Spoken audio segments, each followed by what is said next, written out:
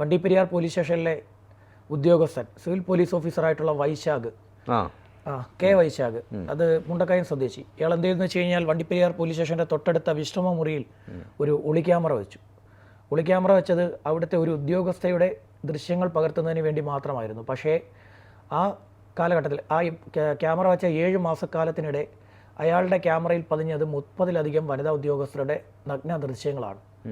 അത്രയധികം ദൃശ്യങ്ങൾ പതിഞ്ഞു. അതെങ്ങനെ പതിഞ്ഞു എന്ന് വെച്ച് കഴിഞ്ഞാൽ ഇതിൻ്റെ ഇടയിൽ ഈ താൽക്കാലിക ഡ്യൂട്ടിക്ക് എത്തുന്ന വനിതാ ഉദ്യോഗസ്ഥർ വരെ ഈ റെസ്റ്റ് റൂം ഉപയോഗിക്കുമായിരുന്നു. അവരുടെ അടക്കം ദൃശ്യങ്ങൾ ഇയാളുടെ ഫോണിലേക്ക് എത്തുന്നുണ്ടായിരുന്നു. അതായത് ഈ ഒളി ക്യാമറ ഇയാളുടെ ഫോണുമായിട്ട് കണക്റ്റഡ് ആയിരുന്നു. അങ്ങനെ ഇയാളുടെ ഫോണിലേക്ക് ഇത്രയധികം ഉദ്യോഗസ്ഥന്മാരുടെ ദൃശ്യങ്ങൾ വന്നു കയറി. അത് ആരും അറിഞ്ഞില്ല.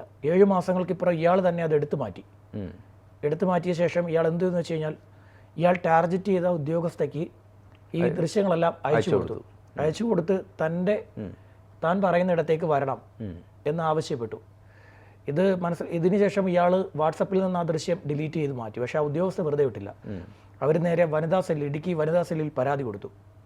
ഇടുക്കി SP അന്ന് വണ്ടിപ്പെരിയാർ സ്റ്റേഷനിലെ മറ്റ് ഈ വനിതാ ഉദ്യോഗസ്ഥരെല്ലാം അവിടെ ചേർന്ന് ഇടുക്കി SP നേരിട്ട് പോയി കണ്ടു. പരാതി കൊടുത്തു.